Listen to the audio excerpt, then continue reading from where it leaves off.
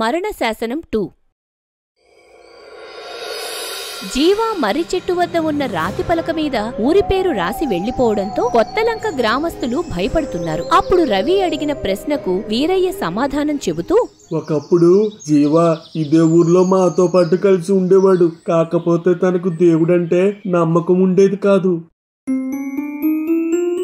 జీవా తల్లిదండ్రులు చిన్నప్పుడే చనిపోతారు. అలానే జీవాకు దేవుడు అంటే నమ్మకం లేదు. ఈ విషయంలో గ్రామస్తులను కూడా తన బాటలోకి తీసుకురావాలని ప్రయత్నాలు చేస్తాడు. దాంతో ప్రతిరోజు తన కంటపడిన గ్రామస్తులతో ఏ దేవుడూ లేడని ప్రచారం చేస్తాడు. కాని గ్రామస్తులు ఎవ్వరూ తన మాటలను పెద్దగా పట్టించుకోరు. ఒకరోజు జీవా దిగాలుగా ఇంట్లో కూర్చున్న సమయంలో అతని మాటలను గౌరవించే జీవా భార్య అయిన యాముదా వస్తుంది. ఏంటండి, పొద్దుపోయినా ఇంకా బయటకు వెళ్లలేదు? ఏమైందండి? ఊర్లో ఎవ్వరూ కూడా నా మాటలు పట్టించుకోవడం లేదు. అసలు దేవుడు లేడని నిజం ఈ జనం ఎందుకు నమ్మడం లేదో ఏంటో. మీ వంతు ప్రయత్నమైతే చేయండి. ఏదో ఒకరోజు మీరు కోరుకున్నది జరుగుతుంది. నువ్వు చెప్పేది నిజమే. ఈ లోకంలో చావు అనేది మాత్రమే ఆఖరి మజిలి. ఆ విషయం తెలుసుకున్న రోజు ఏ బాధలు ఉండవు. జీవా తన భార్యతో మాట్లాడిన తరువాత ఊర్లోకి బయలుదేరతాడు. అలా ఊర్లో నడుస్తున్న సమయంలో చాలా మంది గ్రామస్తులు అతనికి ఎదురుపడటానికి మొగ్గు చూపరు. ఆ తరువాత ఇంకాస్త ముందుకు వెళ్లిన జీవాకు గుడి దగ్గరలో ఉన్న గుంపుగా ఉన్న ప్రజలు ఉండటం గమనించి అటుగా వెళ్తాడు. ఏంటయ్యా మళ్ళీ వచ్చావా? ఇక మొదలుపెట్టు నీ సోది పురాణం. నేను చెప్పేది శ్రద్ధగా వినండి. ఈ భూమి మీద దేవుడు అనేవాడు లేడు. మనందరికీ చావు ఒక్కటే సరైన మార్గం. కాబట్టి రాబోయే చావును స్వాగతించండి. ఆపుతావా? రోజు రోజుకి నీ పిచ్చి మాటలు భరించలేకపోతున్నావు. నావి పిచ్చి మాటలు కాదు. మీరంతా కానీ వీలైనంత త్వరగా చనిపోతే ఒక కొత్త లోకం సృష్టించబడుతుంది. అప్పుడు మనకు ఎప్పుడూ ప్రశాంతతే ఉంటుంది అని జీవా మాట్లాడుతున్న సమయంలో కోటయ్య మధ్యలో కలగజేసుకుని, అసలు మా అందరికి చెప్పే బదులు ముందు నువ్వే ఆచరించి చచ్చిపోవచ్చు కదా జీవా.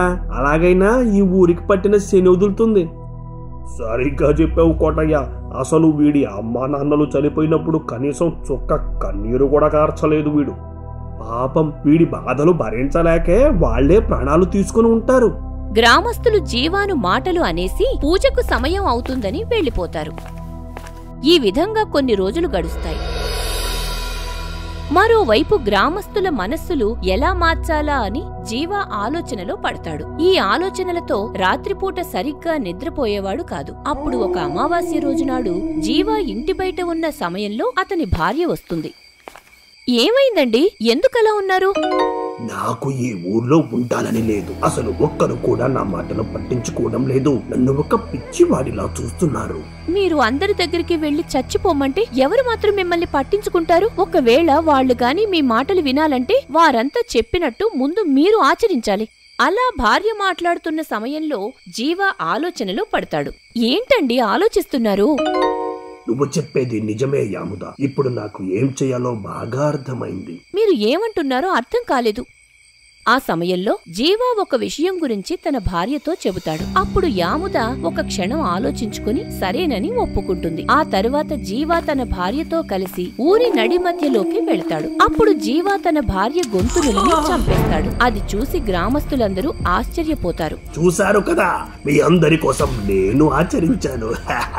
ఇక ఇప్పుడు మీ వంతు. జీవా ప్రవర్తన చూసి కొంతమంది గ్రామస్తులు కోపంగా అతని మీద దాడి చేసి కొడతారు. ఆ సమయంలో సర్పంచ్ అక్కడికొచ్చి వారిని ఆపుతాడు. అయ్యా, వీడిని ప్రాణాలతో వదలకూడదు. అసలు వీడి మనిషే కాదు. అవునయ్యా, మీరు ఒక మాట చెప్పండి చాలు, వీడి ప్రాణాలు తీసేస్తాం. చూడు కోటయ్య, మనం గాని వాడి ప్రాణాలు తీస్తే అప్పుడు వాడికి మనకు తేడా ఏముంటుంది?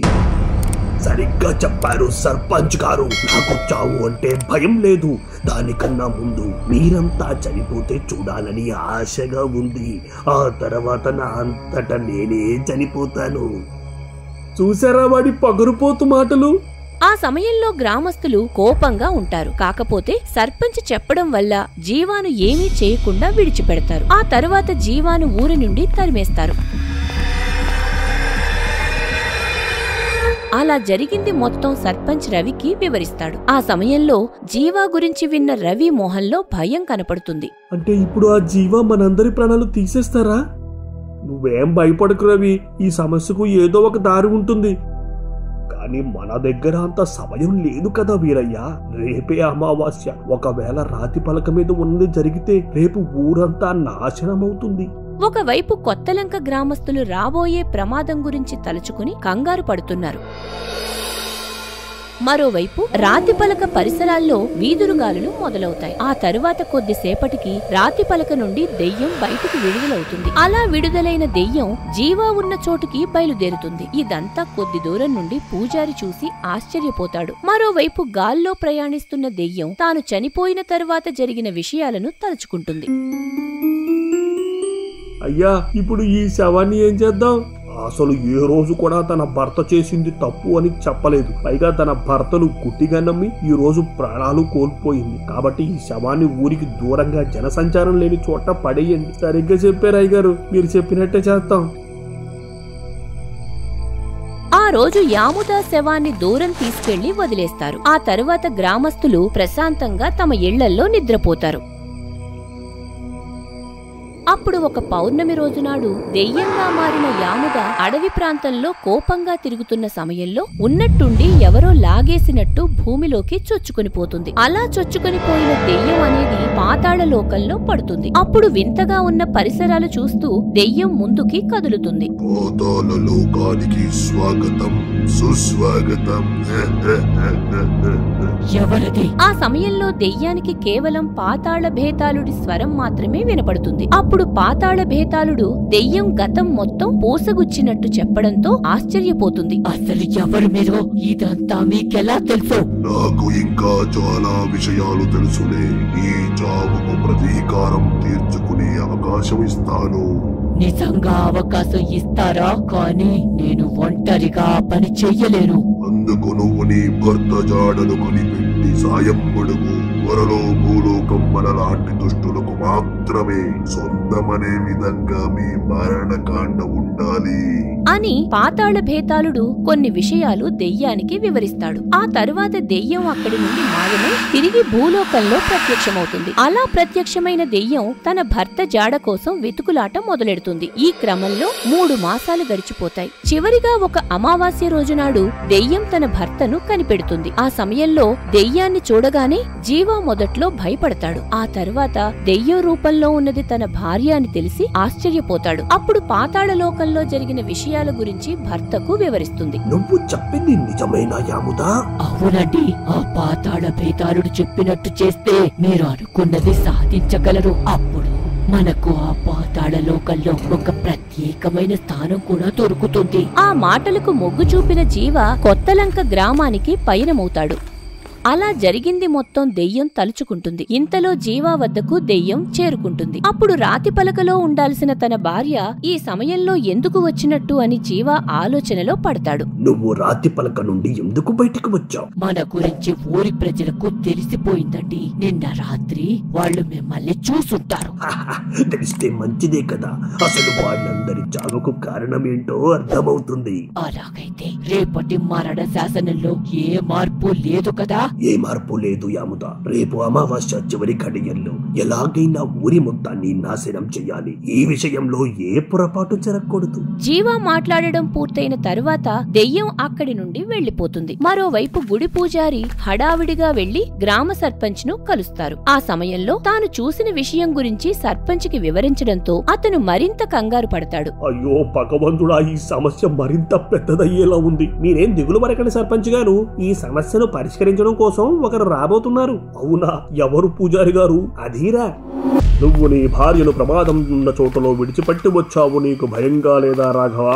నాకు మీ మీద నమ్మకం అధీరా. మీరు ఉండగా ఎవరి ప్రాణం పోనివరు. మనం ఇంకాస్త వేగంగా వెళ్ళడానికి ఒకరి సాయం తీసుకోవాల్సిన సమయం వచ్చింది. అప్పుడు అధీరా గతంలో తనకు సాయం చేసిన ఒక జీవిని తలుచుకుంటాడు. ఆ తరువాత కొన్ని క్షణాలకు అక్కడ జీవి అనేది ప్రత్యక్షమవుతుంది. మొదట్లో దాన్ని చూసి రాఘవ కంగారు పడతాడు. ఆ తరువాత ఇద్దరూ దాని మీదకు ఎక్కి అక్కడి నుండి బయలుదేరతారు. మరోవైపు మెల్లిగా చీకటి పడడంతో ప్రజలు తమ ఇళ్లల్లో బిక్కుబిక్కుమంటూ సమయాన్ని గడుపుతారు. మళ్ళీ ఒకవేళ అధీరా సమయానికి ఈ చోటు వద్దకు రాకపోతే అందరి ప్రాణాలు కోల్పోతాం కదా.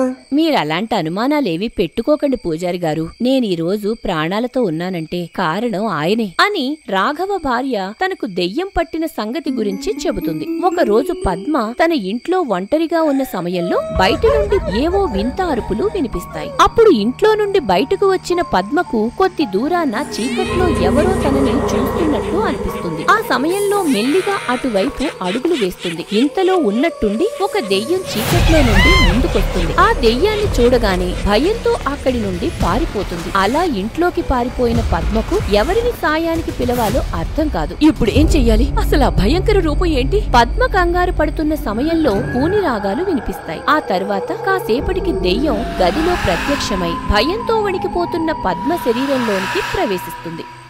మరోవైపు రాఘవ వీధుల్లో నడుస్తూ అర్ధరాత్రి వేళకు ఇంటికి చేరుకుంటాడు. అప్పుడు పద్మ కోసం ఇంట్లో వెతకగా ఎక్కడా కనిపించదు. అసలు ఈ సమయంలో ఎక్కడికి వెళ్ళుంటుందని ఆలోచనలో పడతాడు. ఆ సమయంలో నవ్వులు వినిపించగా వెనక్కి తిరిగి చూసినప్పుడు అక్కడ దెయ్యం పట్టిన తన భార్య కనపడుతుంది. అయ్యో పద్మ, ఏమైంది నీకు?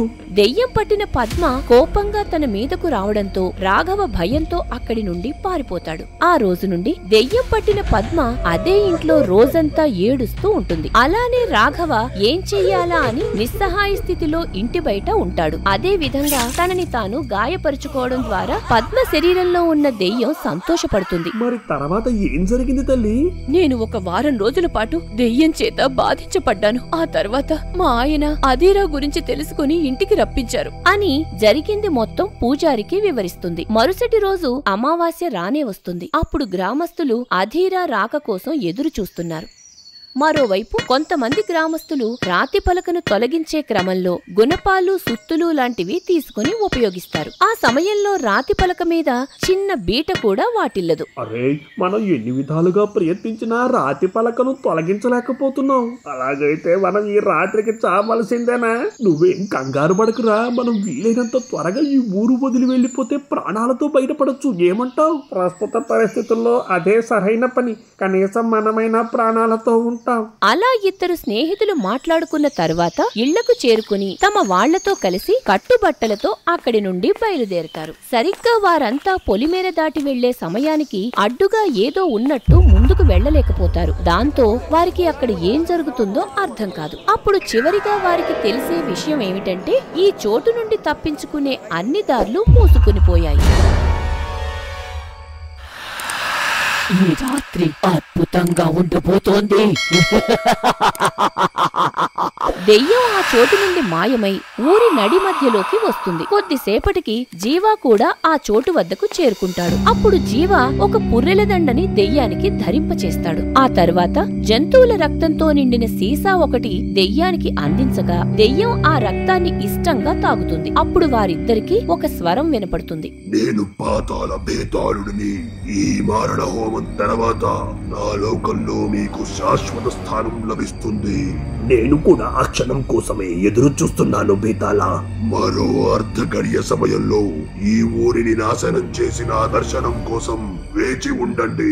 పాతాళ భేతాళుడి స్వరం వినిపించడం ఆగిపోయిన తరువాత దెయ్యం చేతిలో ఒక కత్తి ప్రత్యక్షమవుతుంది. ఆ కత్తి గాని మనుషులకి తాకితే కాలి బూడిదైపోతారు. అప్పుడు దెయ్యం మనుషులను చంపడం కోసం అక్కడి నుండి బయలుదేరుతుంది. అలా వేగంగా వెళ్తున్న సమయంలో ఉన్నట్టుండి ఏదో వలయ ఛేదన ఏర్పడి దెయ్యం మళ్లీ ముందుకు కదిలి వెళ్లినా కూడా అదే చోటులోకి వస్తుంది. దాంతో దెయ్యం కాస్త అయోమయానికి గురవుతుంది.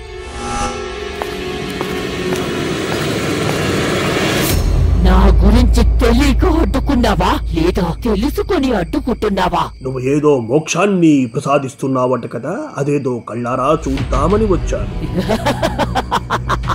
అందులో నువ్వు భాగం అవ్వాలనుకోకు మూర్ఖుడా అని దెయ్యం కోపంగా అధీరా మీదకు దాడి చేయడానికి వెళ్తుంది. అలా 3 గడియల పాటు దెయ్యం అధీరాతో పోరాడుతుంది.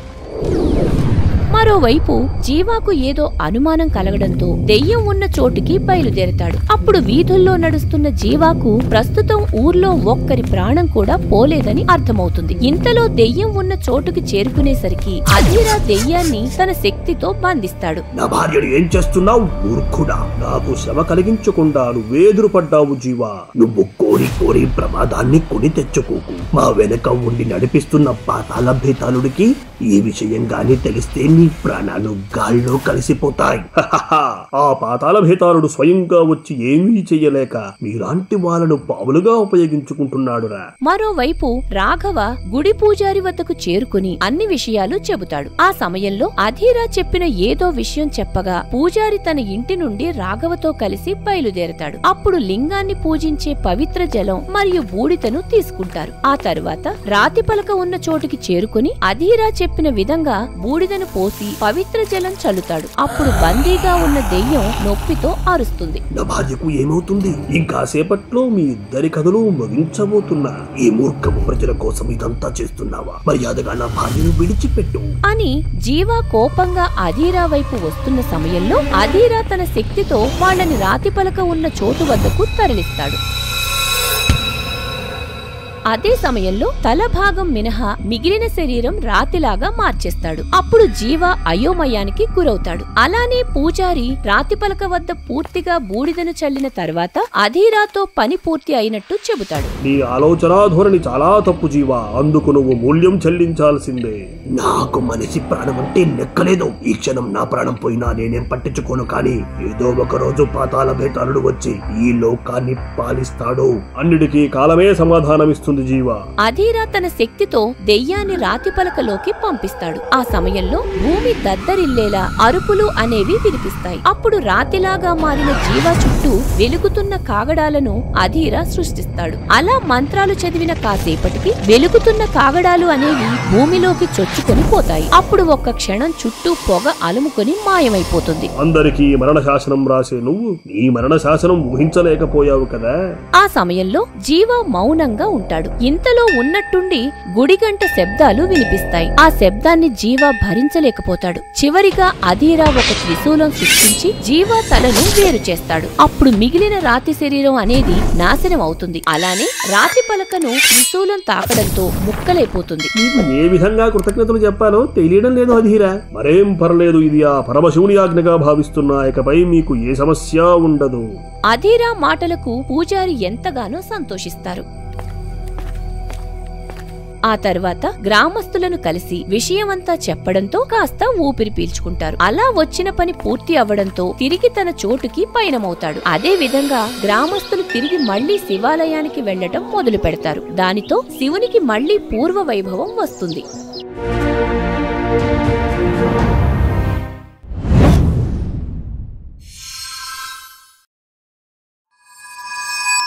For more horror stories, please subscribe our channel.